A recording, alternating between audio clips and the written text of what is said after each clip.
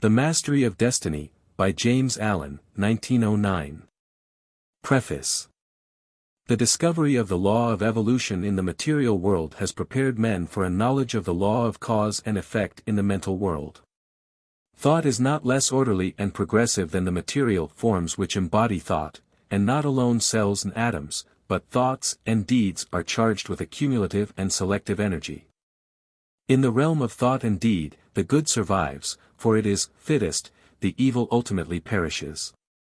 To know that the perfect law of causation is as all-embracing in mind as in matter, is to be relieved from all anxiety concerning the ultimate destiny of individuals and of humanity, for man is man and master of his fate, and the will in man which is conquering the knowledge of natural law will conquer the knowledge of spiritual law, the will which, in ignorance, chooses evil, will, as wisdom evolves and emerges, choose good.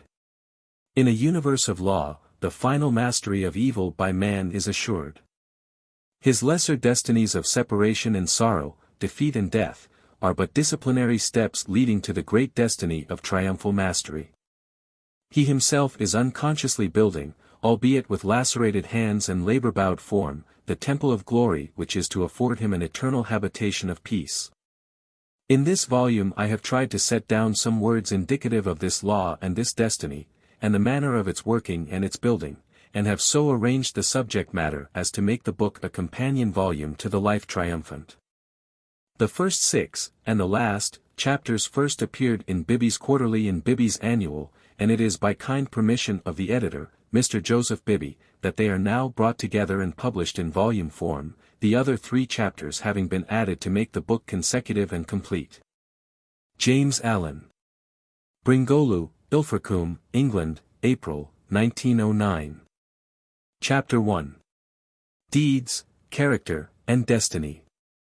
There is, and always has been, a widespread belief in fate, or destiny, that is, in an eternal and inscrutable power which apportions definite ends to both individuals and nations.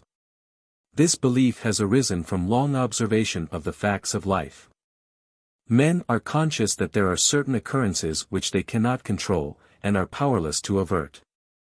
Birth and death, for instance, are inevitable, and many of the incidents of life appear equally inevitable.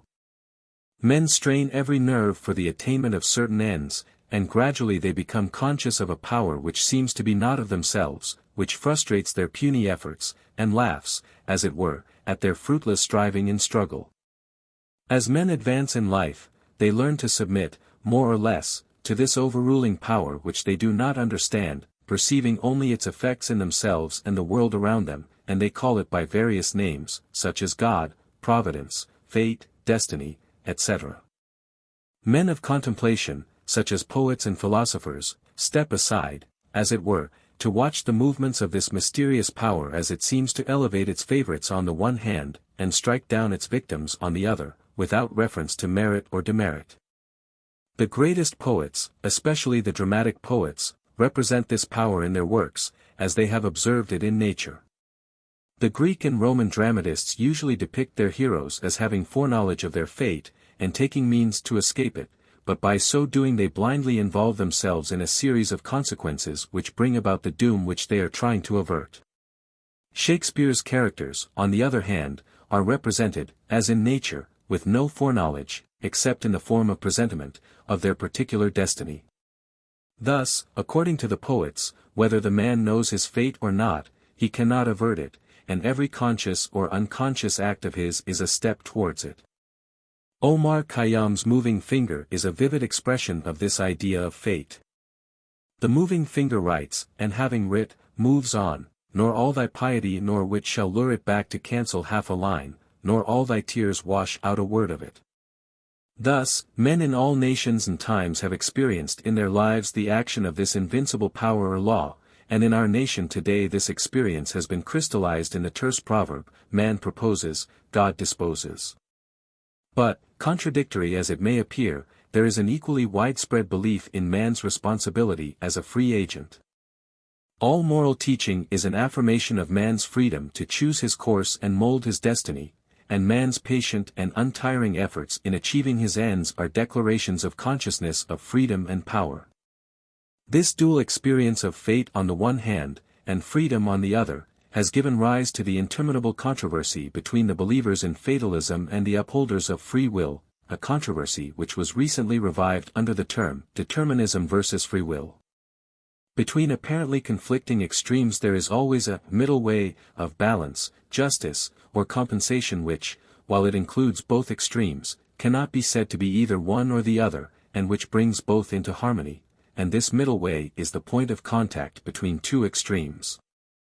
Truth cannot be a partisan, but, by its nature, is the reconciler of extremes, and so, in the matter which we are considering, there is a golden mean which brings fate and free will into close relationship, wherein, indeed, it is seen that these two indisputable facts in human life, for such they are but two aspects of one central law, one unifying and all-embracing principle, namely, the law of causation in its moral aspect.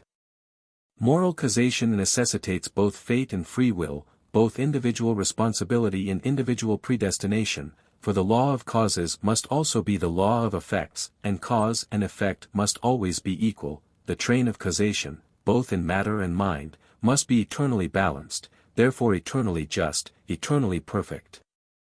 Thus every effect may be said to be a thing preordained, but the predetermining power is a cause, and not the fiat of an arbitrary will. Man finds himself involved in the train of causation. His life is made up of causes and effects. It is both a sowing and a reaping. Each act of his is a cause which must be balanced by its effects.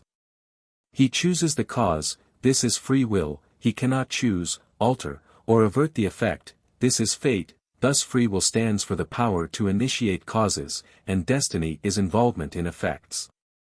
It is therefore true that man is predestined to certain ends, but he himself has, though he knows it not, issued the mandate, that good or evil thing from which there is no escape, he has, by his own deeds, brought about. It may here be urged that man is not responsible for his deeds, that these are the effects of his character, and that he is not responsible for the character, good or bad, which was given him at his birth. If character was given him at birth, this would be true, and there would then be no moral law, and no need for moral teaching, but characters are not given ready-made, they are evolved.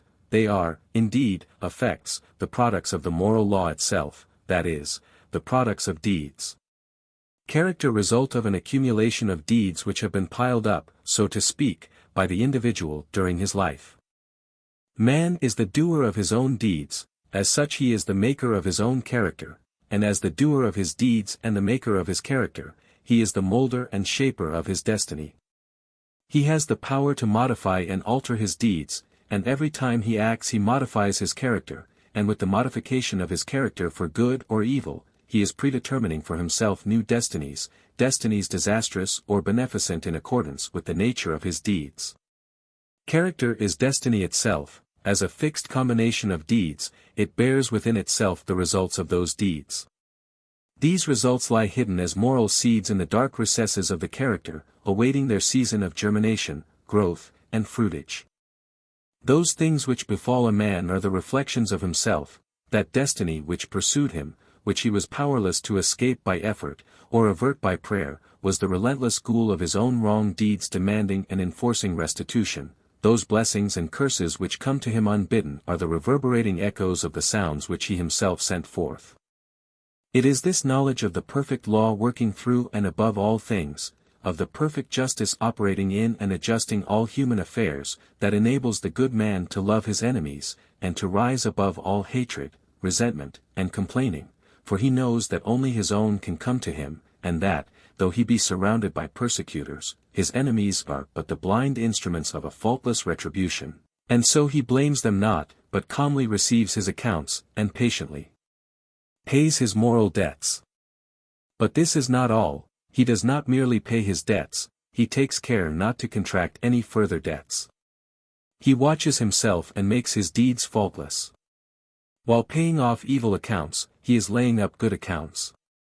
By putting an end to his own sin, he is bringing evil and suffering to an end. And now let us consider how the law operates in particular instances in the outworking of destiny through deeds and character. First, we will look at this present life, for the present is the synthesis of the entire past, the net result of all that a man has ever thought and done is contained within him. It is noticeable that sometimes the good man fails and the unscrupulous man prospers, a fact which seems to put all moral maxims as to the good results of righteousness out of account, and because of this, many people deny the operation of any just law in human life, and even declare that it is chiefly the unjust that prosper. Nevertheless, the moral law exists, and is not altered or subverted by shallow conclusions. It should be remembered that man is a changing, evolving being. The good man was not always good, the bad man was not always bad. Even in this life, there was a time, in a large number of instances, when the man who is now just, was unjust, when he who is now kind, was cruel, when he who is now pure, was impure. Conversely, there was a time in this life, in a number of instances, when he who is now unjust, was just, when he who is now cruel, was kind, when he who is now impure, was pure. Thus, the good man who is overtaken with calamity today is reaping the result of his former evil sowing, later he will reap the happy result of his present good sowing, while the bad man is now reaping the result of his former good sowing, later he will reap the result of his present sowing of bad. Characteristics are fixed habits of mind, the results of deeds. An act repeated a large number of times becomes unconscious, or automatic, that is, it then seems to repeat itself without any effort on the part of the doer, so that it seems to him almost impossible not to do it, and then it has become a mental characteristic. Here is a poor man out of work. He is honest, and is not a shirker. He wants work, and cannot get it. He tries hard, and continues to fail. Where is the justice in his lot? There was a time in this man's condition when he had plenty of work. He felt burdened with it, he shirked it, and longed for ease. He thought how delightful it would be to have nothing to do. He did not appreciate the blessedness of his lot. His desire for ease is now gratified, but the fruit for which he longed, and which he thought would taste so sweet, has turned to ashes in his mouth. The condition which he aimed for, namely, to have nothing to do, he has reached, and there he is compelled to remain till his lesson is thoroughly learned. And he is surely learning that habitual ease is degrading, that to have nothing to do is a condition of wretchedness, and that work is a noble and blessed thing. His former desires and deeds have brought him where he is, and now his present desire for work, his ceaseless searching and asking for it, will just as surely bring about its own beneficent result. No longer desiring idleness, his present condition will, as an effect, the cause of which is no longer propagated, soon pass away, and he will obtain employment, and if his whole mind is now set on work, and he desires it above all else, then when it comes he will be overwhelmed with it, it will flow into him from all sides, and he will prosper in his industry. Then, if he does not understand the law of cause and effect in human life, he will wonder why work comes to him apparently unsought, while others who seek it strenuously fail to obtain it. Nothing comes unbidden, where the shadow is, there also is the substance. That which comes to the individual is the product of his own deeds. As cheerful industry leads to greater industry and increasing prosperity, and labor shirked or undertaken discontentedly leads to a lesser degree of labor and decreasing prosperity, so with all the varied conditions of life as we see them, they are the destinies wrought by the thoughts and deeds of each particular individual. So also with the vast variety of characters, they are the ripening and ripened growth of the sowing of deeds. As the individual reaps what he sows, so the nation, being a community of individuals, reaps also what it sows. Nations become great when their leaders are just men, they fall and fade when their just men pass away. Those who are in power set an example, good or bad, for the entire nation. Great will be the peace and prosperity of a nation when there shall arise within it a line of statesmen who, having first established themselves in a lofty integrity of character, shall direct the energies of the nation toward the culture of virtue and development of character, knowing that only through personal industry, integrity, and nobility can national prosperity proceed. Still, above all, is the great law, calmly and with infallible justice meting out to mortals their fleeting destinies, tear-stained or smiling, the fabric of their hands. Life is a great school for the development of character, and all, through strife and struggle, vice and virtue, success and failure, are slowly but surely learning the lessons of wisdom. Chapter 2. The Science of Self-Control. We live in a scientific age. Men of science are numbered by thousands, and they are ceaselessly searching, analyzing, and experimenting with a view to discovery and the increase of knowledge. The shelves of our libraries, both public and private, are heavy with their load of imposing volumes on scientific subjects, and the wonderful achievements of modern science are always before us, whether in our homes or in our streets, in country or town, on land or sea. There shall we have before us some marvelous device, some recent accomplishment of science, for adding to our comfort, increasing our speed, or saving the labor of our hands. Yet, with all our vast store of scientific knowledge, and its startling and rapidly increasing results in the world of discovery and invention, there is, in this age, one branch of science which has so far fallen into decay as to have become almost forgotten, a science, nevertheless, which is of greater importance than all the other sciences combined, and without which all science would but subserve the ends of selfishness, and aid in man's destruction. I refer to the science of self-control.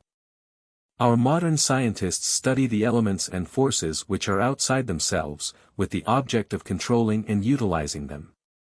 The ancients studied the elements and forces which were within themselves, with a view to controlling and utilizing them, and the ancients produced such mighty masters of knowledge in this direction, that to this day they are held in reverence as gods, and the vast religious organizations of the world are based upon their achievements. Wonderful as are the forces in nature, they are vastly inferior to that combination of intelligent forces which comprise the mind of man, and which dominate and direct the blind mechanical forces of nature. Therefore, it follows that, to understand, control, and direct the inner forces of passion, desire, will, and intellect, is to be in possession of the destinies of men and nations. As in ordinary science, there are, in this divine science, degrees of attainment, and a man is great in knowledge, great in himself, and great in his influence on the world, in the measure that he is great in self-control.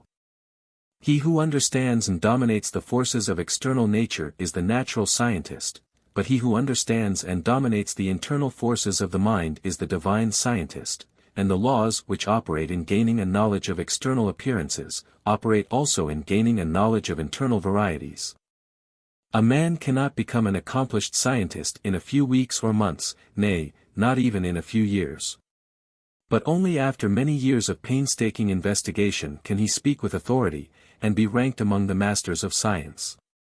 Likewise, a man cannot acquire self-control, and become possessed of the wisdom and peace-giving knowledge which that self-control confers, but by many years of patient labor, a labor which is all the more arduous because it is silent, and both unrecognized and unappreciated by others, and he who would pursue this science successfully must learn to stand alone, and to toil unrewarded, as far as any outward emolument is concerned. The natural scientist pursues, in acquiring his particular kind of knowledge, the following 5 orderly and sequential steps. 1. Observation, that is, he closely and persistently observes the facts of nature.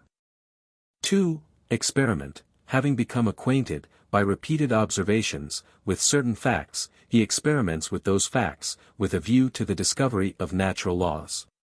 He puts his facts through rigid processes of analysis, and so finds out what is useless and what of value, and he rejects the former and retains the latter. 3. Classification, having accumulated and verified a mass of facts by numberless observations and experiments, he commences to classify those facts, to arrange them in orderly groups with the object of discovering some underlying law, some hidden and unifying principle, which governs, regulates, and binds together these facts. 4. Deduction, thus he passes on to the 4th step of deduction. From the facts and results which are before him, he discovers certain invariable modes of action, and thus reveals the hidden laws of things. 5. Knowledge, having proven and established certain laws, it may be said of such a man that he knows. He is a scientist, a man of knowledge. But the attainment of scientific knowledge is not the end, great as it is. Men do not attain knowledge for themselves alone, nor to keep it locked secretly in their hearts, like a beautiful jewel in a dark chest. The end of such knowledge is use, service, the increase of the comfort and happiness of the world. Thus, when a man has become a scientist, he gives the world the benefit of his knowledge, and unselfishly bestows upon mankind the results of all his labors. Thus, beyond knowledge, there is a further step of use, that is, the right and unselfish use of the knowledge acquired, the application of knowledge to invention for the common weal. It will be noted that the 5 steps or processes enumerated follow in orderly succession, and that no man can become a scientist who omits any one of them. Without the first step of systematic observation, for instance, he could not even enter the realm of knowledge of nature's secrets.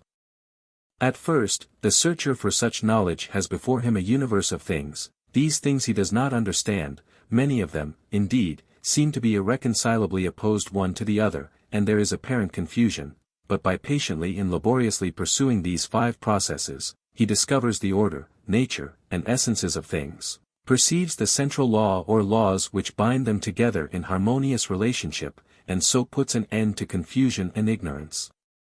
As with the natural scientist, so with the divine scientist, he must pursue, with the same self-sacrificing diligence, 5 progressive steps in the attainment of self-knowledge, self-control.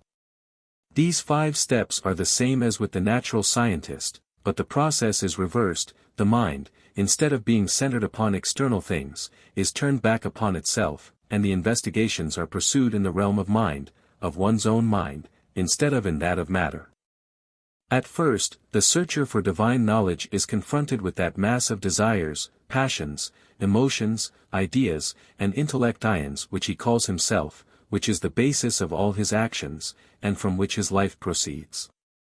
This combination of invisible, yet powerful, forces appears confusedly. Some of them stand, apparently, in direct conflict with each other, without any appearance or hope of reconciliation. His mind in its entirety, too, with his life which proceeds from that mind, does not seem to have any equitable relation to many other minds and lives about him, and altogether there is a condition of pain and confusion from which he would fain escape. Thus, he begins by keenly realizing his state of ignorance, for no one could acquire either natural or divine knowledge, if he were convinced that without study or labor he already possessed it. With such perception of one's ignorance, there comes the desire for knowledge, and the novice in self-control enters upon the ascending pathway, in which are the following 5 steps. 1. Introspection.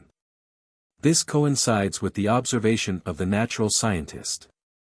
The mental eye is turned like a searchlight upon the inner things of the mind, and its subtle and ever-varying processes are observed and carefully noted. This stepping aside from selfish gratifications, from the excitements of worldly pleasures and ambitions, in order to observe, with the object of understanding, one's nature, is the beginning of self-control. Hitherto, the man has been blindly and impotently borne along by the impulses of his nature, the mere creature of things and circumstances, but now he puts a check upon his impulses and, instead of being controlled, begins to control. 2. Self-analysis. Having observed the tendencies of the mind, they are then closely examined, and are put through a rigid process of analysis. The evil tendencies, those that produce painful effects, are separated from the good tendencies, those that produce peaceful effects, and the various tendencies, with the particular actions they produce, and the definite results which invariably spring from these actions, are gradually grasped by the understanding, which is at last enabled to follow them in their swift and subtle interplay and profound ramifications. It is a process of testing and proving, and, for the searcher, a period of being tested and proved. 3. Adjustment. By this time, the practical student of things divine has clearly before him every tendency and aspect of his nature, down to the profoundest promptings of his mind, and the most subtle motives of his heart. There is not a spot or corner left, which he has not explored and illuminated with the light of self-examination. He is familiar with every weak and selfish point, every strong and virtuous quality. It is considered the height of wisdom to be able to see ourselves as others see us, but the practitioner of self-control goes far beyond this. He not only sees himself as others see him, he sees himself as he is. Thus, standing face to face with himself, not striving to hide away from any secret fault, no longer defending himself with pleasant flatteries, neither underrating nor overrating himself or his powers, and no more cursed with self-praise or self-pity. He sees the full magnitude of the task which lies before him, sees dearly ahead the heights of self-control, and knows what work he has to do to reach them. He is no longer in a state of confusion, but has gained a glimpse of the laws which operate in the world of thought, and he now begins to adjust his mind in accordance with those laws. This is a process of weeding, sifting, cleansing. As the farmer weeds, cleans, and prepares the ground for his crops, so the student removes the weeds of evil from his mind, cleanses and purifies it preparatory to sowing the seeds of righteous actions which shall produce the harvest of a well-ordered life. 4. Righteousness. Having adjusted his thoughts and deeds to those minor laws which operate in mental activities in the production of pain and pleasure, unrest and peace, sorrow and bliss, he now perceives that there is involved in those laws one great central law which, like the law of gravitation in the natural world, is supreme in the world of mind, a law to which all thoughts and deeds are subservient, and by which they are regulated and kept in their proper sphere.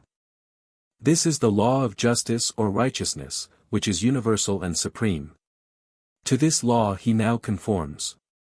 Instead of thinking and acting blindly, as the nature is stimulated and appealed to by outward things, he subordinates his thoughts and deeds to this central principle. He no longer acts from self, but does what is right, what is universally and eternally right. He is no longer the abject slave of his nature and circumstances, he is the master of his nature and circumstances. He is no longer carried hither and thither on the forces of his mind, he controls and guides those forces to the accomplishment of his purposes. Thus, having his nature in control and subjection, not thinking thoughts nor doing deeds which oppose the righteous law, and which, therefore, that law annuls with suffering and defeat, he rises above the dominion of sin and sorrow, ignorance and doubt, and is strong, calm, and peaceful. 5. Pure knowledge. By thinking right and acting right, he proves, by experience, the existence of the divine law on which the mind is framed, and which is the guiding and unifying principle in all human affairs and events, whether individual or national. Thus, by perfecting himself in self-control, he acquires divine knowledge, he reaches the point where it may be said of him, as of the natural scientist, that he knows. He has mastered the science of self-control, and has brought knowledge out of ignorance, order out of confusion. He has acquired that knowledge of self which includes knowledge of all men, that knowledge of one's own life which embraces knowledge of all life, as for all minds are the same in essence, differing only in degree, are framed upon the same law, and the same thoughts and acts, by whatsoever individual they are wrought, will always produce the same results. But this divine and peace-bestowing knowledge, as in the case of the natural scientist, is not gained for oneself alone, for if this were so, the aim of evolution would be frustrated, and it is not in the nature of things to fall short of ripening and accomplishment, and, indeed, he who thought to gain this knowledge solely for his own happiness would most surely fail. So, beyond the fifth step of pure knowledge, there is a still further one of wisdom, which is the right application of the knowledge acquired, the pouring out upon the world, unselfishly and without stint, the result of one's labors, thus accelerating progress and uplifting humanity. It may be said of men who have not gone back into their own nature to control and purify it, that they cannot clearly distinguish between good and evil, right and wrong. They reach after those things which they think will give them pleasure, and try to avoid those things which they believe will cause them pain. The source of their actions is self, and they only discover right painfully and in a fragmentary way, by periodically passing through severe sufferings and lashings of conscience. But he who practices self-control, passing through the 5 processes, which are 5 stages of growth, gains that knowledge which enables him to act from the moral law which sustains the universe. He knows good and evil, right and wrong, and, thus knowing them, lives in accordance with good and right. He no longer needs to consider what is pleasant or what is unpleasant, but does what is right. His nature is in harmony with his conscience, and there is no remorse. His mind is in unison with the great law, and there is no more suffering in sin, for him evil is ended, and good is all in all. Chapter 3. Cause and Effect in Human Conduct. It is an axiom with the scientists that every effect is related to a cause. Apply this to the realm of human conduct, and there is revealed the principle of justice. Every scientist knows, and now all men believe, that perfect harmony prevails throughout every portion of the physical universe, from the speck of dust to the greatest sun. Everywhere there is exquisite adjustment. In the sidereal universe, with its millions of suns rolling majestically through space and carrying with them their respective systems of revolving planets, its vast nebula, its seas of meteors, and its vast army of comets traveling through illimitable space with inconceivable velocity, perfect order prevails, and again, in the natural world, with its multitudinous aspects of life, and its infinite variety of forms, there are the clearly defined limits of specific laws, through the operation of which all confusion is avoided, and unity and harmony eternally obtain. If this universal harmony could be arbitrarily broken, even in one small particular, the universe would cease to be, there could be no cosmos, but only universal chaos. Nor can it be possible in such a universe of law that there should exist any personal power which is above, outside, and superior to such law in the sense that it can defy it, or set it aside, for whatsoever beings exist, whether they be men or gods, they exist by virtue of such law, and the highest, best, and wisest among all beings would manifest his greater wisdom by his more complete obedience to that law which is wiser than wisdom, and than which nothing more perfect could be devised. All things, whether visible or invisible, are subservient to, and fall within the scope of, this infinite and eternal law of causation. As all things seen obey it, so all things unseen, the thoughts and deeds of men, whether secret or open, cannot escape it. Do right, it recompenseth; do one wrong, the equal retribution must be made. Perfect justice upholds the universe, perfect justice regulates human life and conduct. All the varying conditions of life, as they obtain in the world today, are the result of this law reacting on human conduct.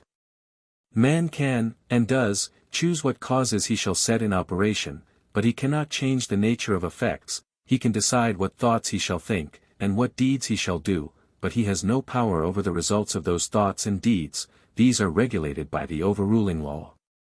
Man has all power to act, but his power ends with the act committed. The result of the act cannot be altered, annulled, or escaped, it is irrevocable. Evil thoughts and deeds produce conditions of suffering, good thoughts and deeds determine conditions of blessedness. Thus man's power is limited to, and his blessedness or misery is determined by his own conduct.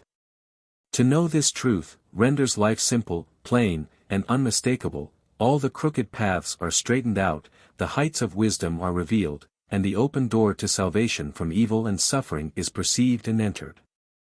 Life may be likened to a sum in arithmetic. It is bewilderingly difficult and complex to the pupil who has not yet grasped the key to its correct solution, but once this is perceived and laid hold of, it becomes as astonishingly simple as it was formerly profoundly perplexing.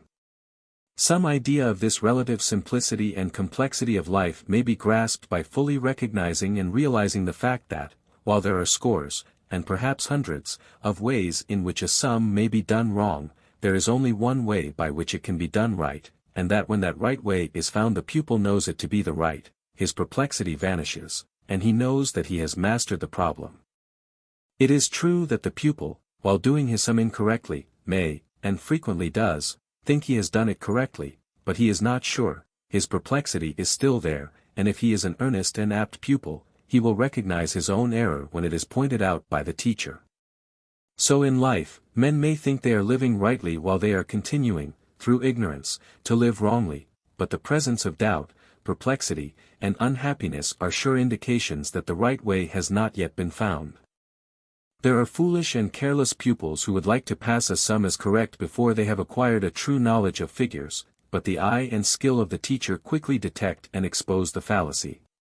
So in life there can be no falsifying of results, the eye of the great law reveals and exposes. Twice 5 will make 10 to all eternity, and no amount of ignorance, stupidity, or delusion can bring the result up to 11. If one looks superficially at a piece of cloth, he sees it as a piece of cloth, but if he goes further and inquires into its manufacture, and examines it closely and attentively, he sees that it is composed of a combination of individual threads, and that, while all the threads are interdependent, each thread pursues its own way throughout, never becoming confused with its sister thread. It is this entire absence of confusion between the particular threads which constitutes the finished work. A piece of cloth, any inharmonious commingling of the thread would result in a bundle of waste or a useless rag. Life is like a piece of cloth, and the threads of which it is composed are individual lives. The threads, while being interdependent, are not confounded one with the other. Each follows its own course. Each individual suffers and enjoys the consequences of his own deeds, and not of the deeds of another. The course of each is simple and definite, the whole forming a complicated, yet harmonious, combination of sequences. There are action and reaction, deed and consequence, cause and effect, and the counterbalancing reaction, consequence, and effect is always in exact ratio with the initiatory impulse. A durable and satisfactory piece of cloth cannot be made from shoddy material, and the threads of selfish thoughts and bad deeds will not produce a useful and beautiful life, a life that will wear well, and bear close inspection. Each man makes or mars his own life, it is not made or marred by his neighbor, or by anything external to himself. Each thought he thinks, each deed he does, is another thread, shoddy or genuine, woven into the garment of his life, and as he makes the garment so must he wear it. He is not responsible for his neighbor's deeds, he is not the custodian of his neighbor's actions, he is responsible only for his own deeds, he is the custodian of his own actions. The problem of evil subsists in a man's own evil deeds, and it is solved when those deeds are purified. Says Rousseau. Man, seek no longer the origin of evil, thou thyself art its origin. Effect can never be divorced from cause, it can never be of a different nature from cause. Emerson says. Justice is not postponed, a perfect equity adjusts the balance in all parts of life. And there is a profound sense in which cause and effect are simultaneous, and form one perfect whole. Thus, upon the instant that a man thinks, say, a cruel thought, or does a cruel deed, that same instant he has injured his own mind, he is not the same man he was the previous instant, he is a little viler and a little more unhappy, and a number of such successive thoughts and deeds would produce a cruel and wretched man. The same thing applies to the contrary, the thinking of a kind thought, or doing a kind deed, an immediate nobility and happiness attend it, the man is better than he was before, and a number of such deeds would produce a great and blissful soul. Thus individual human conduct determines, by the faultless law of cause and effect, individual merit or demerit, individual greatness or meanness, individual happiness or wretchedness. What a man thinks, that he does, what he does, that he is. If he is perplexed, unhappy, restless, or wretched, let him look to himself, for there and nowhere else is the source of all his trouble. Chapter 4. Training of the Will. Without strength of mind, nothing worthy of accomplishment can be done, and the cultivation of that steadfastness and stability of character which is commonly called willpower, is one of the foremost duties of man, for its possession is essentially necessary both to his temporal and eternal well-being. Fixedness of purpose is at the root of all successful efforts, whether in things worldly or spiritual, and without it man cannot be otherwise than wretched, and dependent upon others for that support which should be found within himself. The mystery which has been thrown around the subject of cultivation of the will by those who advertise to sell occult advice on the matter for so many dollars, should be avoided and dispelled, for nothing could be further removed from secrecy and mystery than the practical methods by which alone strength of will can be developed. The true path of will cultivation is only to be found in the common everyday life of the individual, and so obvious and simple is it that the majority, looking for something complicated and mysterious, pass it by unnoticed. A little logical thought will soon convince a man that he cannot be both weak and strong at the same time, that he cannot develop a stronger will while remaining a slave to weak indulgences, and that, therefore, the direct and only way to that greater strength is to assail and conquer his weaknesses. All the means for the cultivation of the will are already at hand in the mind and life of the individual, they reside in the weak side of his character, by attacking and vanquishing which the necessary strength of will be developed. He who has succeeded in grasping this simple, preliminary truth, will perceive that the whole science of will cultivation is embodied in the following 7 rules. 1. Break off bad habits. 2. Form good habits. 3. Give scrupulous attention to the duty of the present moment. 4. Do vigorously, and at once, whatever has to be done. 5. Live by rule. 6. Control the tongue. 7. Control the mind. Anyone who earnestly meditates upon, and diligently practices, the above rules, will not fail to develop that purity of purpose and power of will which will enable him to successfully cope with every difficulty, and pass triumphantly through every emergency. It will be seen that the first step is the breaking away from bad habits. This is no easy task. It demands the putting forth of great efforts, or a succession of efforts, and it is by such efforts that the will can alone be invigorated and fortified. If one refuses to take the first step, he cannot increase in willpower, for by submitting to a bad habit, because of the immediate pleasure which it affords, one forfeits the right to rule over himself and is so far a weak slave. He who thus avoids self-discipline, and looks about for some occult secrets for gaining willpower at the expenditure of little or no effort on his part, is deluding himself, and is weakening the willpower which he already possesses. The increased strength of will which is gained by success in overcoming bad habits enables one to initiate good habits, for, while the conquering of a bad habit requires merely strength of purpose, the forming of a new one necessitates the intelligent direction of purpose. To do this, a man must be mentally active and energetic, and must keep a constant watch upon himself. As a man succeeds in perfecting himself in the second rule, it will not be very difficult for him to observe the third, that of giving scrupulous attention to the duty of the present moment. Thoroughness is a step in the development of the will which cannot be passed over. Slipshod work is an indication of weakness. Perfection should be aimed at, even in the smallest task. By not dividing the mind, but giving the whole attention to each separate task as it presents itself, singleness of purpose and intense concentration of mind are gradually gained, 2 mental powers which give weight and worth of character, and bring repose and joy to their possessor. The fourth rule, that of doing vigorously, and at once, whatever has to be done, is equally important.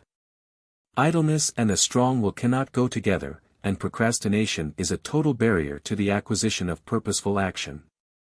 Nothing should be put off until another time, not even for a few minutes. That which ought to be done now should be done now. This seems a little thing, but it is of far-reaching importance. It leads to strength, success, and peace. The man who is to manifest a cultivated will must also live by certain fixed rules. He must not blindly gratify his passions and impulses, but must school them to obedience. He should live according to principle, and not according to passion. He should decide what he will eat and drink and where, and what he will not eat and drink and where, how many meals per day he will have, and at what times he will have them, at what time he will go to bed, and at what time get up. He should make rules for the right government of his conduct in every department of his life, and should religiously adhere to them. To live loosely and indiscriminately, eating and drinking and sensually indulging at the beck and call of appetite and inclination, is to be a mere animal, and not a man with will and reason. The beast in man must be scourged and disciplined and brought into subjection, and this can only be done by training the mind and life on certain fixed rules of right conduct. The saint attains to holiness by not violating his vows, and the man who lives according to good and fixed rules, is strong to accomplish his purpose. The sixth rule, that of controlling the tongue, must be practiced until one has perfect command of his speech, so that he utters nothing in peevishness, anger, irritability, or with evil intent. The man of strong will does not allow his tongue to run thoughtlessly and without check. All these 6 rules, if faithfully practiced, will lead up to the 7th, which is the most important of them all, namely, rightly controlling the mind. Self-control is the most essential thing in life, yet least understood, but he who patiently practices the rules herein laid down, bringing them into requisition in all his ways and undertakings, will learn, by his own experience and efforts, how to control and train his mind, and to earn thereby the supreme crown of manhood, the crown of a perfectly poised will. Chapter 5. Thoroughness. Thoroughness consists in doing little things as though they were the greatest things in the world. That the little things of life are of primary importance, is a truth not generally understood, and the thought that little things can be neglected, thrown aside, or slurred over, is at the root of that lack of thoroughness which is so common, and which results in imperfect work and unhappy lives. When one understands that the great things of the world and of life consist of a combination of small things, and that without this aggregation of small things the great things would be non-existent, then he begins to pay careful attention to those things which he formerly regarded as insignificant. He thus acquires the quality of thoroughness, and becomes a man of usefulness and influence, for the possession or non-possession of this one quality may mean all the difference between a life of peace and power, and one of misery and weakness. Every employer of labor knows how comparatively rare this quality is, how difficult it is to find men and women who will put thought and energy into their work, and do it completely and satisfactorily. Bad workmanship abounds. Skill and excellence are acquired by few. Thoughtlessness, carelessness, and laziness are such common vices that it should cease to appear strange that, in spite of social reform, the ranks of the unemployed should continue to swell, for those who scamp their work today will, another day, in the hour of deep necessity, look and ask for work in vain. The law of the survival of the fittest is not based on cruelty, it is based on justice, it is one aspect of that divine equity which everywhere prevails. Vice is beaten with many stripes, if it were not so, how could virtue be developed? The thoughtless and lazy cannot take precedence of, or stand equally with, the thoughtful and industrious. A friend of mine tells me that his father gave all his children the following piece of advice. Whatever your future work may be, put your whole mind upon it and do it thoroughly, you need then have no fear as to your welfare, for there are so many who are careless and negligent that the services of the thorough man are always in demand. I know those who have, for years, tried almost in vain to secure competent workmanship in spheres which do not require exceptional skill, but which call chiefly for forethought, energy, and conscientious care. They have discharged one after another for negligence, laziness, incompetence, and persistent breaches of duty, not to mention other vices which have no bearing on this subject, yet the vast army of the unemployed continues to cry out against the laws, against society, and against heaven. The cause of this common lack of thoroughness is not far to seek, it lies in that thirst for pleasure which not only creates a distaste for steady labor, but renders one incapable of doing the best work and of properly fulfilling one's duty. A short time ago, a case came under my observation, one of many such, of a poor woman who was given, at her earnest appeal, a responsible and lucrative position. She had been at her post only a few days when she began to talk of the pleasure trips she was going to have now she had come to that place. She was discharged at the end of a month for negligence and incompetence. As two objects cannot occupy the same space at the same time, so the mind that is occupied with pleasure cannot also be concentrated upon the perfect performance of duty. Pleasure has its own place and time, but its consideration should not be allowed to enter the mind during those hours which should be devoted to duty. Those who, while engaged in their worldly task, are continually dwelling upon anticipated pleasures, cannot do otherwise than bungle through their work, or even neglect it when their pleasure seems to be at stake. Thoroughness is completeness, perfection, it means doing a thing so well that there is nothing left to be desired, it means doing one's work, if not better than anyone else can do it, at least not worse than the best that others do. It means the exercise of much thought, the putting forth of great energy, the persistent application of the mind to its task, the cultivation of patience, perseverance, and a high sense of duty. An ancient teacher said, if anything has to be done, let a man do it, let him attack it vigorously, and another teacher said, whatsoever thy hand findeth to do, do it with thy might. He who lacks thoroughness in his worldly duties, will also lack the same quality in spiritual things. He will not improve his character, will be weak and half-hearted in his religion, and will not accomplish any good and useful end. The man who keeps one eye on worldly pleasure and the other on religion, and who thinks he can have the advantage of both conditions, will not be thorough either in his pleasure-seeking or his religion, but will make a sorry business of both. It is better to be a whole-souled worldling than a half-hearted religionist, better to give the entire mind to a lower thing than half of it to a higher. It is preferable to be thorough, even if it be in a bad or selfish direction, rather than inefficient and squeamish in good directions, for thoroughness leads more rapidly to the development of character and the acquisition of wisdom, it accelerates progress and unfoldment, and while it leads the bad to something better, it spurs the good to higher and ever higher heights of usefulness and power. The Mastery of Destiny, by James Allen, 1909. Chapter 6. Mind Building and Life Building. Everything, both in nature and the works of man, is produced by a process of building. The rock is built up of atoms, the plant, the animal, and man are built up of cells, a house is built of bricks, and a book is built of letters. A world is composed of a large number of forms, and a city of a large number of houses. The arts, sciences, and institutions of a nation are built up by the efforts of individuals. The history of a nation is the building of its deeds. The process of building necessitates the alternate process of breaking down. Old forms that have served their purpose are broken up, and the material of which they are composed enters into new combinations. There is reciprocal integration and disintegration. In all compounded bodies, old cells are ceaselessly being broken up, and new cells are formed to take their place. The works of man also require to be continually renewed until they have become old and useless, when they are torn down in order that some better purpose may be served. These two processes of breaking down and building up in nature are called death and life, in the artificial works of man they are called destruction and restoration.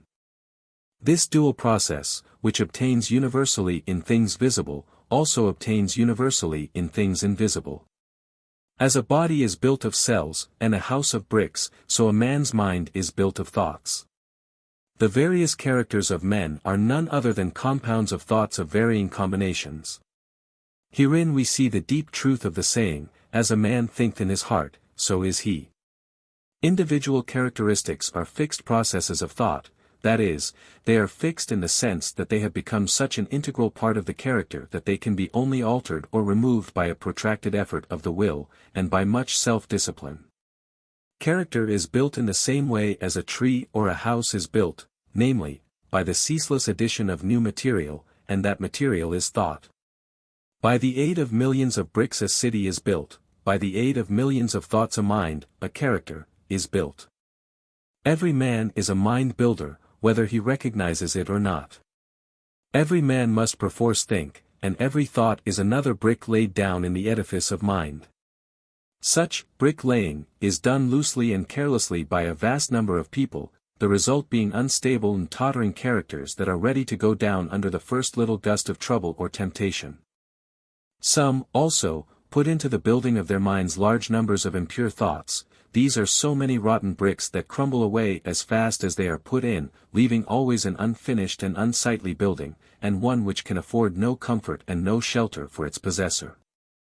Debilitating thoughts about one's health, enervating thoughts concerning unlawful pleasures, weakening thoughts of failure, and sickly thoughts of self-pity and self-praise are useless bricks with which no substantial mind temple can be raised.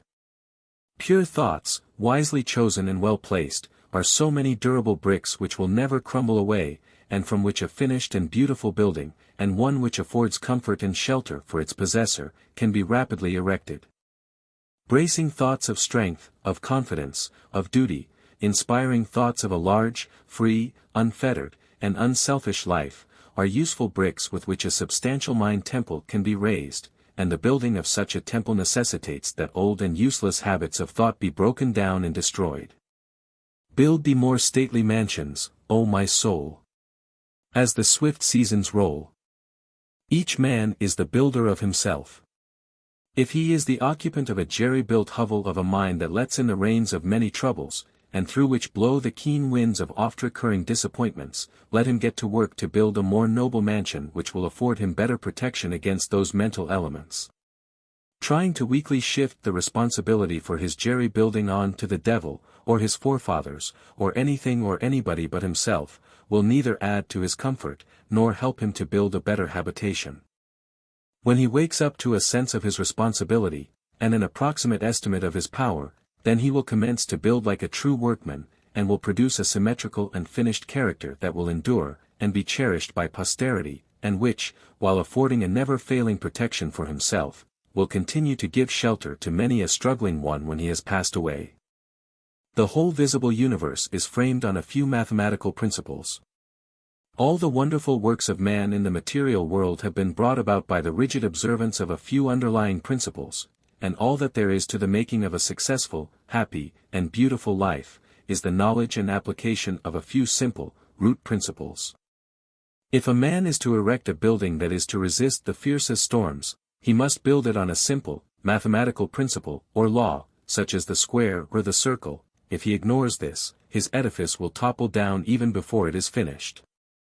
Likewise, if a man is to build up a successful, strong, and exemplary life, a life that will stoutly resist the fiercest storms of adversity and temptation, it must be framed on a few simple, undeviating moral principles. 4 of these principles are justice, rectitude, sincerity, and kindness. These 4 ethical truths are to the making of a life what the 4 lines of a square are to the building of a house. If a man ignores them and thinks to obtain success and happiness and peace by injustice, trickery, and selfishness, he is in the position of a builder who imagines he can build a strong and durable habitation while ignoring the relative arrangement of mathematical lines, and he will, in the end, obtain only disappointment and failure.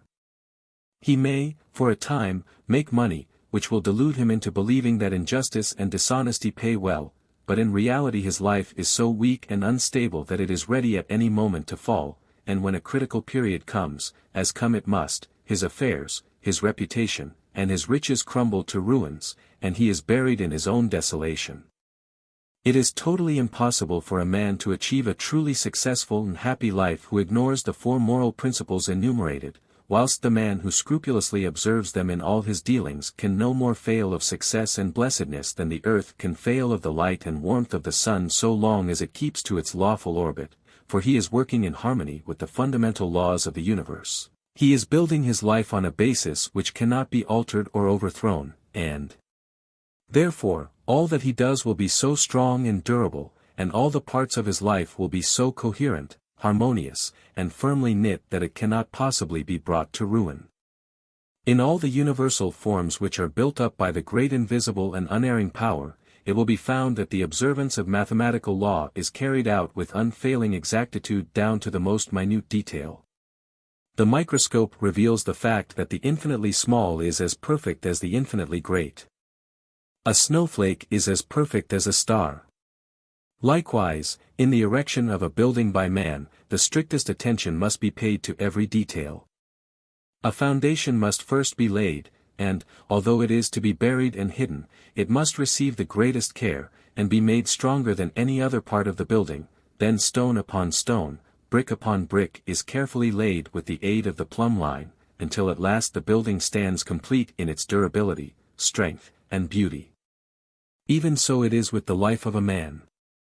He who would have a life secure and blessed, a life freed from the miseries and failures to which so many fall victims, must carry the practice of the moral principles into every detail of his life, into every momentary duty and trivial transaction. In every little thing he need be thorough and honest, neglecting nothing. To neglect or misapply any little detail, be he commercial man, agriculturist, professional man, or artisan, is the same as neglecting a stone or a brick in a building, and it will be a source of weakness and trouble. The majority of those who fail and come to grief do so through neglecting the apparently insignificant details. It is a common error to suppose that little things can be passed by, and that the greater things are more important, and should receive all attention, but a cursory glance at the universe, as well as a little serious reflection on life, will teach the lesson that nothing great can exist which is not made up of small details, and in the composition of which every detail is perfect. He who adopts the 4 ethical principles as the law and base of his life, who raises the edifice of character upon them, who in his thoughts and words and actions does not wander from them, whose every duty and every passing transaction is performed in strict accordance with their exactions, such a man, laying down the hidden foundation of integrity of heart securely and strongly, cannot fail to raise up a structure which shall bring him honor, and he is building a temple in which he can repose in peace and blessedness, even the strong and beautiful temple of his life. Chapter 7. Cultivation of Concentration. Concentration, or the bringing of the mind to a center and keeping it there, is vitally necessary to the accomplishment of any task. It is the father of thoroughness and the mother of excellence. As a faculty, it is not an end in itself, but is an aid to all faculties, all work. Not a purpose in itself, it is yet a power which serves all purposes. Like steam in mechanics, it is a dynamic force in the machinery of the mind and the functions of life. The faculty is a common possession, though in its perfection it is rare, just as will and reason are common possessions, though a perfectly poised will and a comprehensive reason are rare possessions, and the mystery which some modern mystical writers have thrown around it is entirely superfluous. Every successful man, in whatever direction his success may lie, practices concentration, though he may know nothing about it as a subject of study. Every time one becomes absorbed in a book or task, or is rapt in devotion or assiduous in duty, concentration, in a greater or lesser degree, is brought into play. Many books purporting to give instructions on concentration make its practice and acquisition an end in itself. Than this, there is no surer nor swifter way to its destruction. The fixing of the eyes upon the tip of the nose, upon a doorknob, a picture, a mystical symbol, or the portrait of a saint, or the centering of the mind upon the navel, the pineal gland, or some imaginary point in space, I have seen all these methods seriously advised in works on this subject, with the object of acquiring concentration, is like trying to nourish the body by merely moving the jaw as in the act of eating, without taking food. Such methods prevent the end at which they aim. They lead towards dispersion and not concentration, towards weakness and imbecility rather than towards power and intelligence. I have met those who have squandered, by these practices, what measure of concentration they at first possessed, and have become the prey of a weak and wandering mind. Concentration is an aid to the doing of something, it is not the doing of something in itself. A ladder has no divine knowledge or the sweeping of a floor, without resorting to methods which have no practical bearing on life, for what is concentration but the bringing of a well-controlled mind to the doing of that which has to be done? He who does his work in an aimless, a hurried, or thoughtless manner, and resorts to his artificial, concentration methods, to his doorknob, his picture, or nasal extremity, in order to gain that which he imagines to be some kind of mystical power, but which is a very ordinary and practical quality, though he may drift towards insanity, and I knew one man who became insane by these practices, he will not increase in steadiness of mind. The great enemy of concentration, and therefore of all skill and power, is a wavering, wandering, undisciplined value in and of itself, but only in so far as it enables us to reach something which we could not otherwise reach. In like manner, concentration is that which enables the mind to accomplish with ease that which it would be otherwise impossible to accomplish, but of itself it is a dead thing, and not a living accomplishment. Concentration is so interwoven with the uses of life that it cannot be separated from duty, and he who tries to acquire it apart from his task, his duty, will not only fail, but will diminish, and not increase, his mental control and executive capacity, and so render himself less and less fit to succeed in his undertakings. A scattered and undisciplined army would be useless. To make it effective in action and swift in victory it must be solidly concentrated and masterfully directed. Scattered and diffused thoughts are weak and worthless. Thoughts marshaled, commanded, and directed upon a given point, are invincible. Confusion, doubt, and difficulty give way before their masterly approach. Concentrated thought enters largely into all successes, and informs all victories. There is no more secret about its acquirement than about any other acquisition, for it is governed by the underlying principle of all development, namely, practice. To be able to do a thing, you must begin to do it, and keep on doing it until the thing is mastered.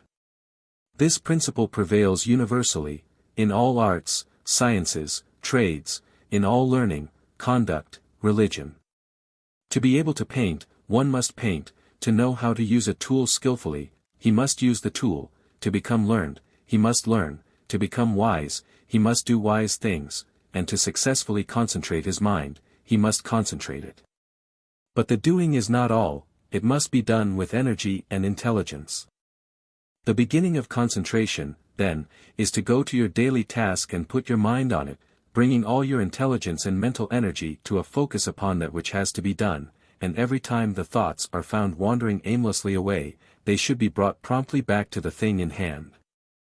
Thus the center, upon which you are to bring your mind to a point, is, not your pineal gland or a paint in space, but the work which you are doing every day, and your object in thus concentrating is to be able to do your work with smooth rapidity and consummate skill, for until you can thus do your work, you have not gained any degree of control over the mind, you have not acquired the power of concentration. This powerful focusing of one's thought and energy and will upon the doing of things is difficult at first, as everything worth acquiring is difficult, but daily efforts, strenuously made and patiently followed up, will soon lead to such a measure of self-control as will enable one to bring a strong and penetrating mind to bear upon any work undertaken, a mind that will quickly comprehend all the details of the work, and dispose of them with accuracy and dispatch. He will thus, as his concentrative capacity increases, enlarge his usefulness in the scheme of things, and increase his value to the world, thus inviting nobler opportunities, and opening the door to higher duties. He will also experience the joy of a wider and fuller life. In the process of concentration there are the four following stages. 1. Attention. 2. Contemplation. 3. Abstraction. 4. Activity in repose. At first the thoughts are arrested, and the mind is fixed upon the object of concentration, which is the task in hand. This is attention. The mind is then roused into vigorous thought concerning the way of proceeding with the task. This is contemplation. Protracted contemplation leads to a condition of mind in which the doors of the senses are all closed against the entrance of outside distractions, the thoughts being wrapped in, and solely and intensely centered upon, the work in hand. This is abstraction. The mind thus centered in profound cogitation reaches a state in which the maximum of work is accomplished with the minimum of friction. This is activity in repose. Attention is the first stage in all successful work. They who lack it fail in everything. Such are the lazy, the thoughtless, the indifferent and incompetent. When attention is followed by an awakening of the mind to serious thought, then the second stage is reached. To ensure success in all ordinary, worldly undertakings, it is not necessary to go beyond these two stages. They are reached, in a greater or lesser degree, by all that large army of skilled and competent workers which carries out the work of the world in its manifold departments, and only a comparatively small number reach the third stage of abstraction, for when abstraction is reached, we have entered the sphere of genius. In the first two stages, the work and the mind are separate, and the work is done more or less laboriously, and with a degree of friction, but in the third stage, a marriage of the work with the mind takes place. There is a fusion, a union, and the two become one, then there is a superior efficiency with less labor and friction. In the perfection of the first two stages, the mind is objectively engaged, and is easily drawn from its center by external sights and sounds, but when the mind has attained perfection in abstraction, the subjective method of working is accomplished, as distinguished from the objective. The thinker is then oblivious to the outside world, but is vividly alive in his mental operations. If spoken to, he will not hear, and if plied with more vigorous appeals, he will bring back his mind to outside things as one coming out of a dream. Indeed, this abstraction is a kind of waking dream, but its similarity to a dream ends with the subjective state. It does not obtain in the mental operations of that state, in which, instead of the confusion of dreaming, there is perfect order, penetrating insight, and a wide range of comprehension. Whoever attains to perfection in abstraction will manifest genius in the particular work upon which his mind is centered. Inventors, artists, poets, scientists, philosophers, and all men of genius, are men of abstraction. They accomplish subjectively, and with ease, that which the objective workers, men who have not yet attained beyond the second stage in concentration, cannot accomplish with the most strenuous labor. When the fourth stage, that of activity in repose, is attained, then concentration in its perfection is acquired. I am unable to find a single word which will fully express this dual condition of intense activity combined with steadiness, or rest, and have therefore employed the term activity in repose. The term appears contradictory, but the simple illustration of a spinning top will serve to explain the paradox. When a top spins at the maximum velocity, the friction is reduced to the minimum, and the top assumes that condition of perfect repose which is a sight so beautiful to the eye, and so captivating to the mind, of the schoolboy, who then says his top is asleep. The top is apparently motionless, but it is the rest, not of inertia, but of intense and perfectly balanced activity. So the mind that has acquired perfect concentration is, when engaged in that intense activity of thought which results in productive work of the highest kind, in a state of quiet poise and calm repose. Externally, there is no apparent activity, no disturbance, and the face of a man who has acquired this power will assume a more or less radiant calmness, and the face will be more sublimely calm when the mind is most intensely engaged in active thought. Each stage of concentration has its particular power. Thus the first stage, when perfected, leads to usefulness, the second leads to skill, ability, talent, the third leads to originality and genius, while the fourth leads to mastery and power, and makes leaders and teachers of men. In the development of concentration, also, as in all objects of growth, the following stages embody the preceding ones in their entirety. Thus in contemplation, attention is contained, in abstraction, both attention and contemplation are embodied, and he who has reached the last stage, brings into play, in the act of contemplation, all the four stages. He who has perfected himself in concentration is able, at any moment, to bring his thoughts to a point upon any matter, and to search into it with the strong light of an active comprehension. He can both take a thing up and lay it down with equal deliberation. He has learned how to use his thinking faculties to fixed purposes, and guide them towards definite ends. He is an intelligent doer of things, and not a weak wanderer amid chaotic thought. Decision, energy, alertness, as well as deliberation, judgment, and gravity, accompany the habit of concentration, and that vigorous mental training which its cultivation involves, leads, through ever-increasing usefulness and success in worldly occupations, towards that higher form of concentration called meditation, in which the mind becomes divinely illumined, and acquires the heavenly knowledge. Chapter 8. Practice of Meditation. When aspiration is united to concentration, the result is meditation. When a man intensely desires to reach and realize a higher, purer, and more radiant life than the merely worldly and pleasure-loving life, he engages in aspiration, and when he earnestly concentrates his thoughts upon the finding of that life, he practices meditation. Without intense aspiration, there can be no meditation. Lethargy and indifference are fatal to its practice. The more intense the nature of a man, the more readily will he find meditation, and the more successfully will he practice it. A fiery nature will most rapidly scale the heights of truth in meditation, when its aspirations have become sufficiently awakened. Concentration is necessary to worldly success, meditation is necessary to spiritual success. Worldly skill and knowledge are acquired by concentration, spiritual skill and knowledge are acquired by meditation. By concentration a man can scale the highest heights of genius, but he cannot scale the heavenly heights of truth. To accomplish this, he must meditate. By concentration a man may acquire the wonderful comprehension and vast power of a Caesar, by meditation he may reach the divine wisdom and perfect peace of a Buddha.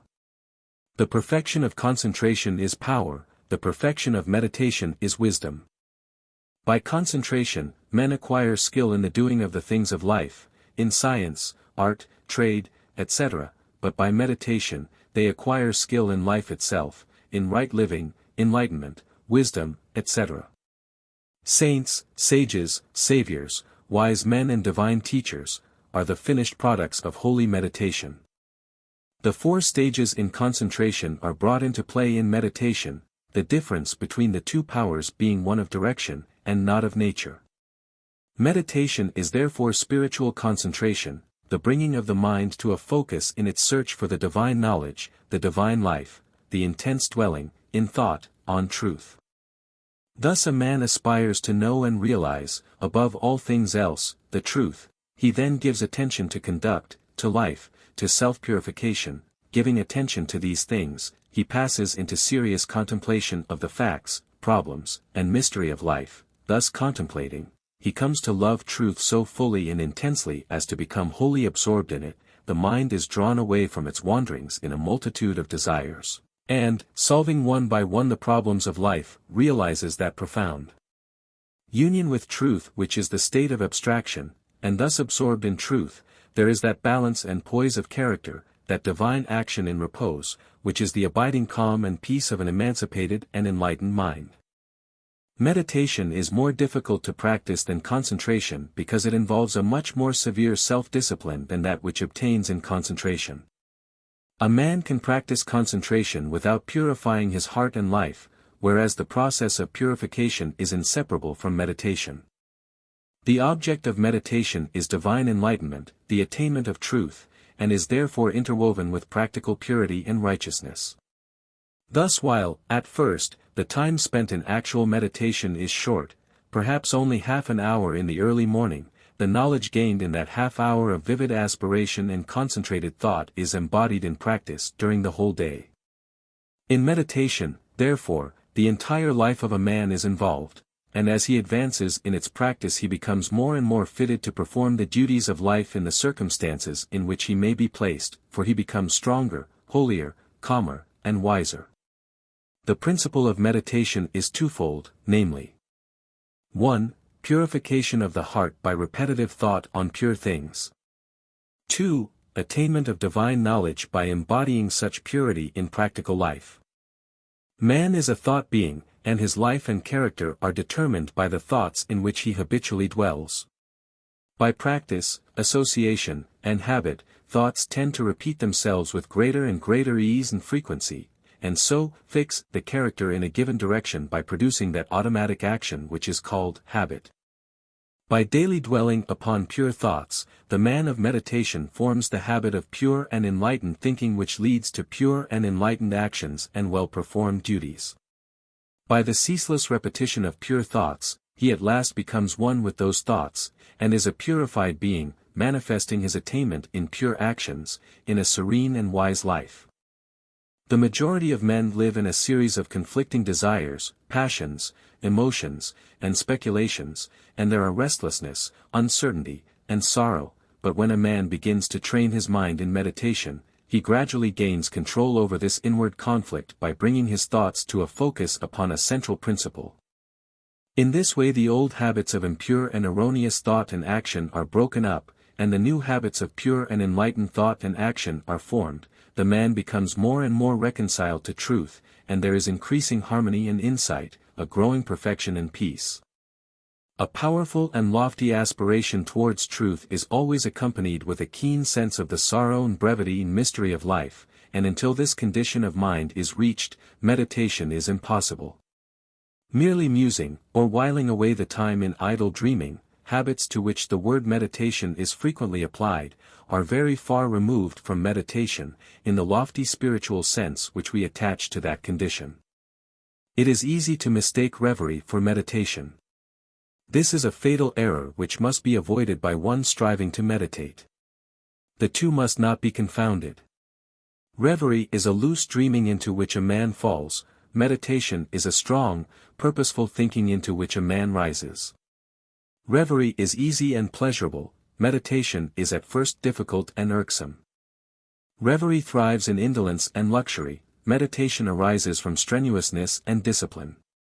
Reverie is first alluring, then sensuous, and then sensual.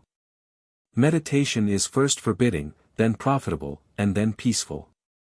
Reverie is dangerous, it undermines self-control.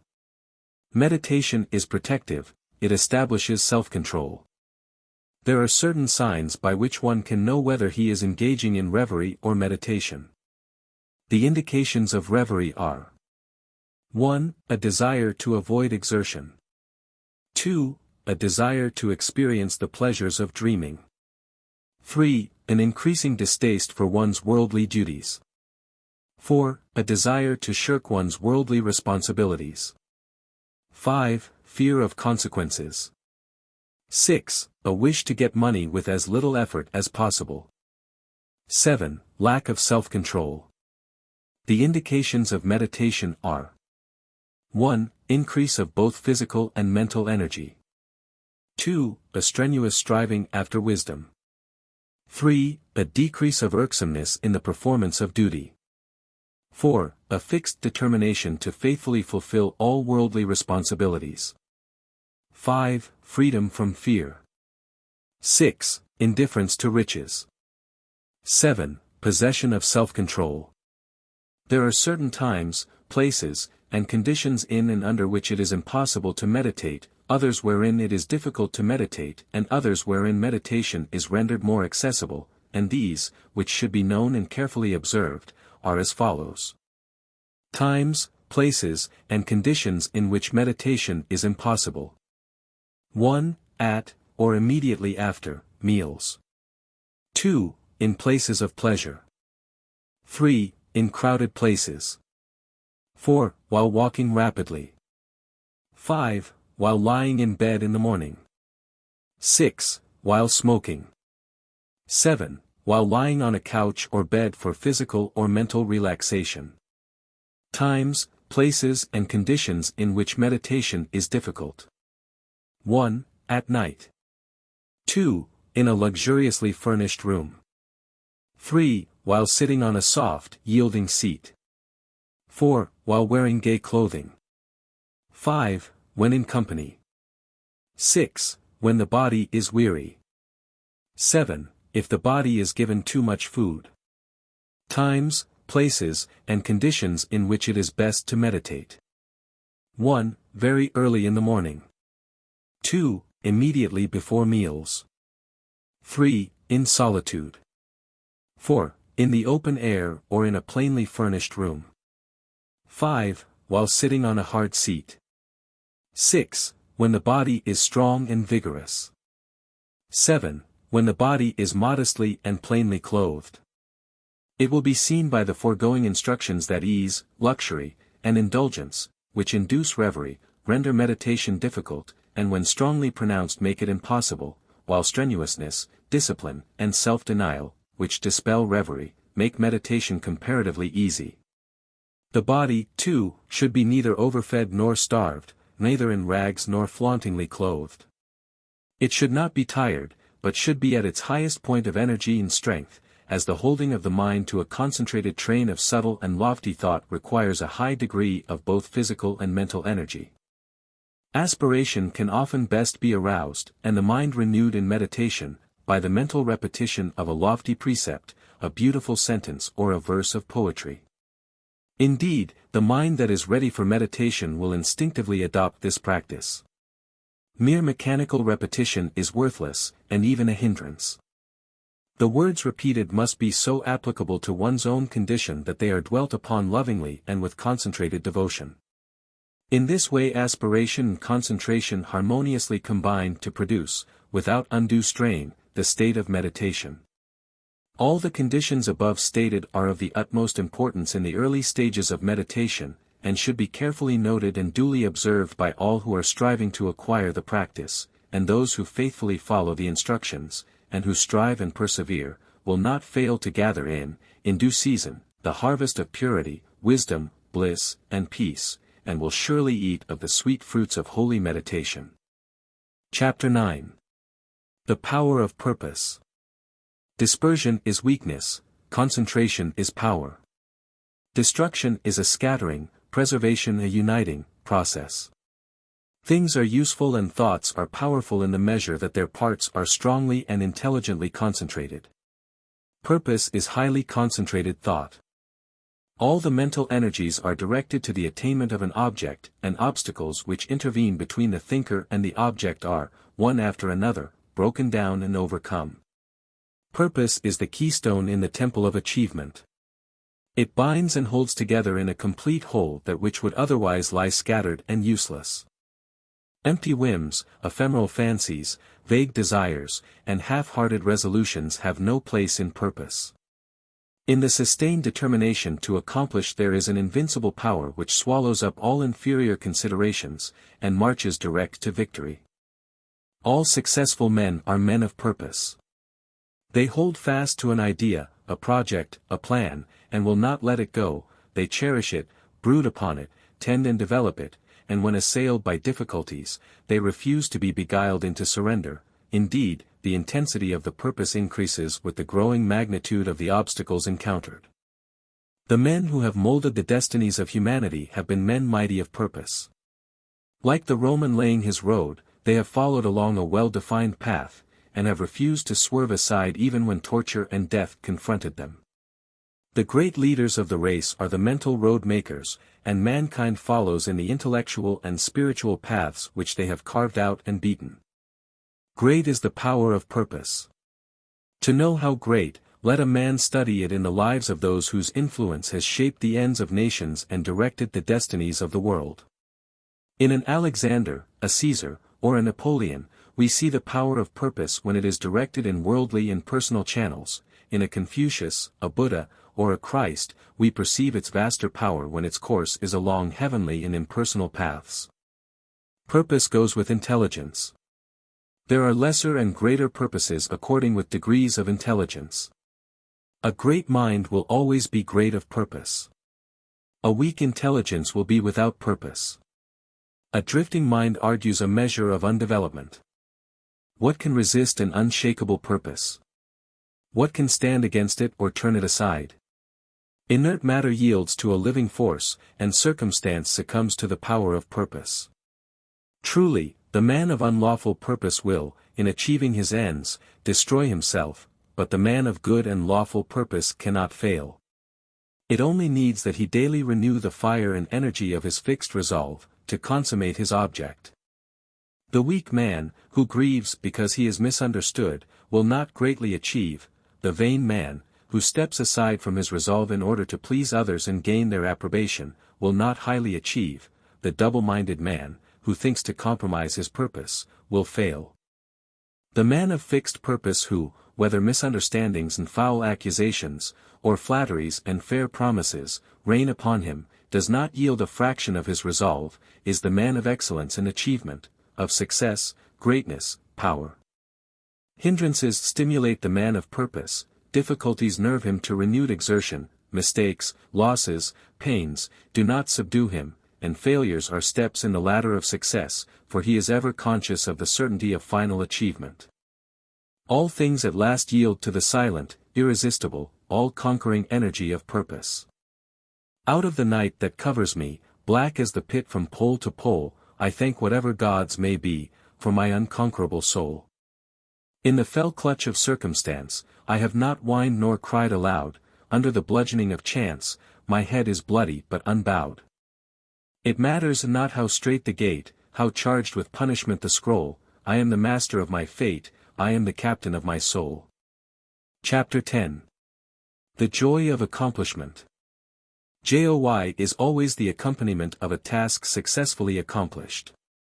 An undertaking completed, or a piece of work done, always brings rest and satisfaction. When a man has done his duty, he is light-hearted and happy, says Emerson, and no matter how insignificant the task may appear, the doing of it faithfully and with whole-souled energy always results in cheerfulness and peace of mind. Of all miserable men, the shirker is the most miserable. Thinking to find ease and happiness in avoiding difficult duties and necessary tasks, which require the expenditure of labor and exertion, his mind is always uneasy and disturbed, he becomes burdened with an inward sense of shame, and forfeits manliness and self-respect. He who will not work according to his faculty, let him perish according to his necessity, says Carlyle, and it is a moral law that the man who avoids duty, and does not work to the full extent of his capacity, does actually perish, first in his character and last in his body and circumstances. Life and action are synonymous, and immediately a man tries to escape exertion, either physical or mental, he has commenced to decay. On the other hand, the energetic increase in life by the full exercise of their powers, by overcoming difficulties, and by bringing to completion tasks which coiled for the strenuous use of mind or muscle. How happy is a child when a school lesson, long labored over, is mastered at last. The athlete, who has trained his body through long months or years of discipline and strain, is richly blessed in his increased health and strength, and is met with the rejoicings of his friends when he carries home the prize from the field of contest. After many years of ungrudging toil, the heart of the scholar is gladdened with the advantages and powers which learning bestows. The businessman, grappling incessantly with difficulties and drawbacks, is amply repaid in the happy assurance of well-earned success, and the horticulturist, vigorously contending with the stubborn soil, sits down at last to eat of the fruits of his labor. Every successful accomplishment, even in worldly things, is repaid with its own measure of joy, and in spiritual things, the joy which supervenes upon the perfection of purpose is sure, deep and abiding. Great is the heartfelt joy, albeit ineffable, when, after innumerable and apparently unsuccessful attempts, some ingrained fault of character is at last cast out to trouble its erstwhile victim and the world no more. The striver after virtue, he who is engaged in the holy task of building up a noble character, tastes, at every step of conquest over self, a joy which does not again leave him, but which becomes an integral part of his spiritual nature.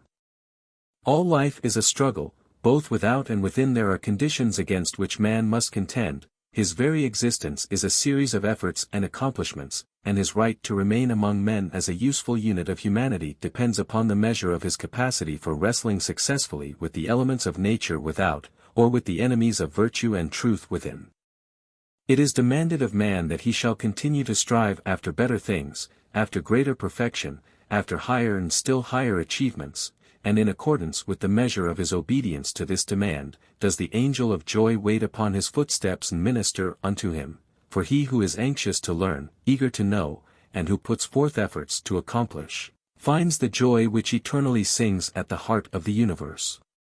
First in little things, then in greater, and then in greater still, must man strive, until at last he is prepared to make the supreme effort and strive for the accomplishment of truth, succeeding in which, he will realize the eternal joy. The price of life is effort, the acme of effort is accomplishment, the reward of accomplishment is joy. Blessed is the man who strives against his own selfishness, he will taste in its fullness the joy of accomplishment.